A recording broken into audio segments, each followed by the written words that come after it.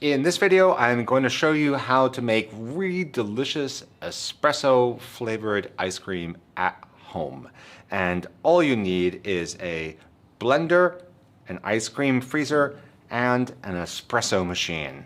Now let's jump right into it. With this recipe, I'm just going to weigh things directly into the blender. So we'll start off with 3 eggs, and we're using the entire egg, not just the yolk.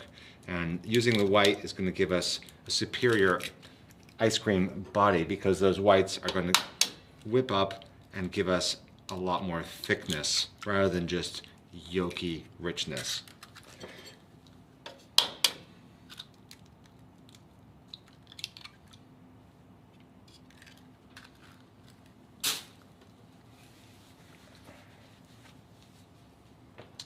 Next, we're going to use 100 grams of sugar, and you notice that I've got the blender right directly on my scale, which definitely saves some steps here. I'm going to tear that again. We're going to have 250 grams of heavy cream.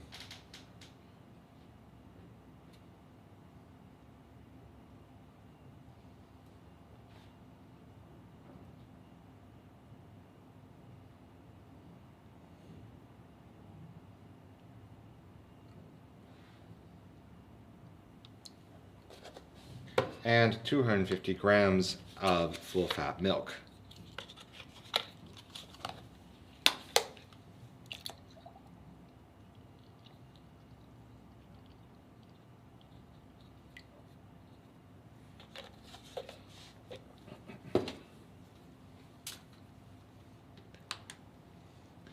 Finally, we've got 200 milliliters or 200 grams of espresso that we've made beforehand. Now you'll notice that I'm not adding any other flavors except espresso. There's no vanilla, chocolate, no adulterants in this. Now, if it doesn't taste good, it's because your coffee doesn't taste good. The goal of this recipe is to highlight the coffee, and you can use even very light, quite acidic floral roasts for this kind of ice cream because that full flavor and acidity of that coffee is really going to work well. So now we're going to blend this.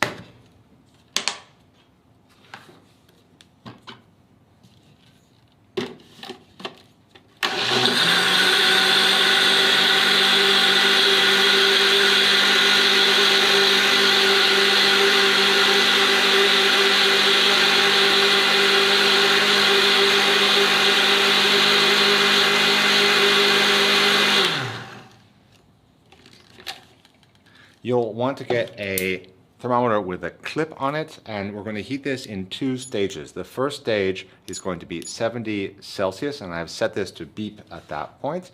And we're going to use an espresso machine steam wand to heat the ice cream base. And the reason we do that is because there's eggs in here, and having the steam heat the eggs while moving it is going to whip it and get a really evenly cooked custard, something that's quite hard to do with traditional cooking where you have a lot of heat on the bottom and you tend to burn if you cook it too quickly or it takes too long and you have to sit there and whip it. This is just so much faster, so let's get on with it.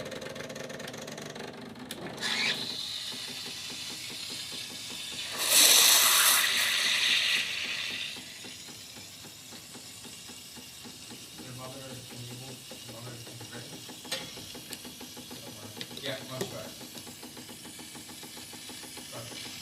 You see it? Yeah, perfect. Thank you. And maybe show the tablet like the graph for the steam, just so that. Yeah. Right. Thanks.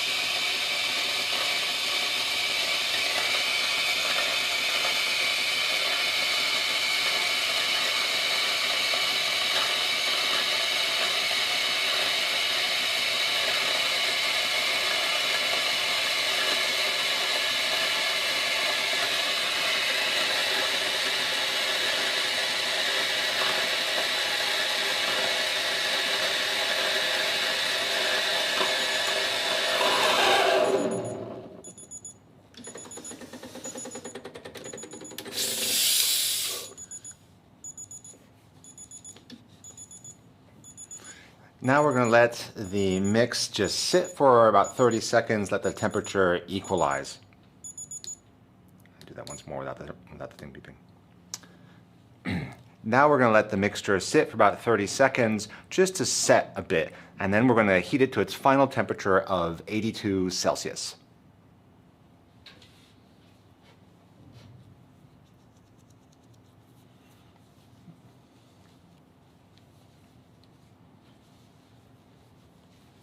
Okay. All right, we're ready to go to 82 Celsius. I'm going to set this thermometer to beep at that temperature.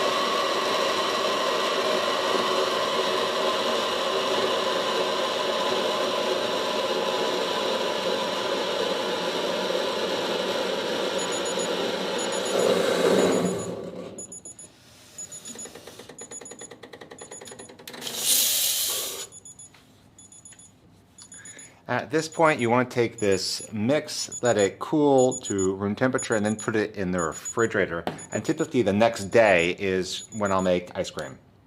Do that once more without the beeping. And typically you'll want to now let this cool down to room temperature and then put it in your refrigerator, and then the next day is when you're going to make ice cream. Now, lucky for this video, I have yesterday made a batch of this. And right before you put it in the ice cream machine, you should give it one more blend so it's nice and aerated. And you'll see as I pour this out, it's really quite thick.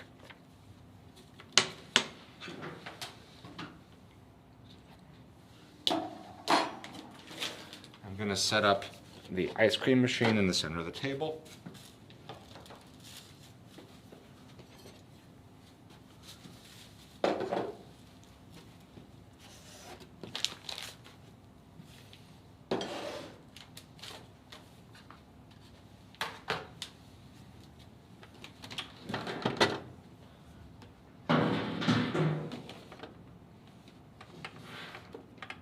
Pretty good.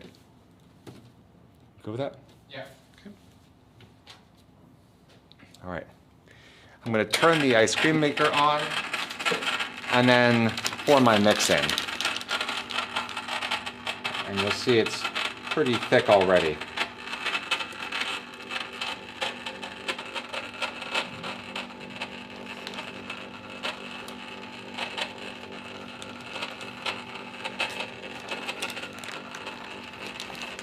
Now, in another video, I made an ice cream base. I then refrigerated and I added flavors later. And that totally works as a generic ice cream base. But if you know what you're gonna make, and especially if you're adding wet ingredients, it's better to add the wet ingredients when you make your ice cream custard. And the reason is that the eggs will then bond to that water. If you make your ice cream base and then add the wet ingredients, you're going to have a wetter, less thick ice cream base. So that's why we've done this. And we're now gonna let this run for about 20 minutes. And we're gonna let this run for about 20 minutes. And then once it sets, we'll give it a taste and the ice cream will be ready.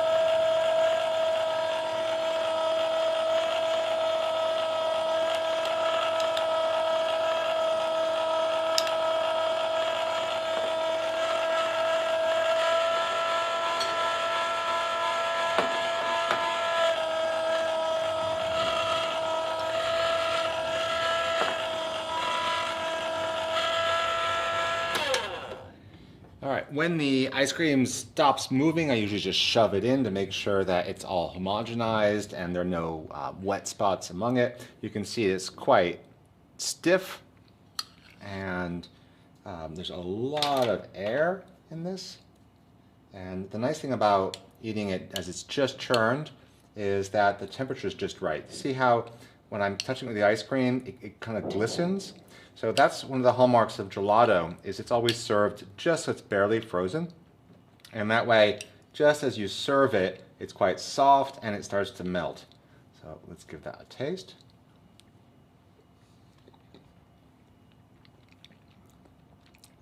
So that is a nice, rich coffee flavor. It is not like drinking espresso. This is an espresso ice cream that someone who enjoys drinking coffee would drink. It is not a coffee ice cream that I would say is just for the espresso lover.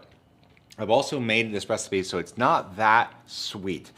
It's more like a nice, comfortable latte sort of level of flavor. So if you want this to be more bam in your face, you should put more coffee in it. If you want it sweeter, adjust that.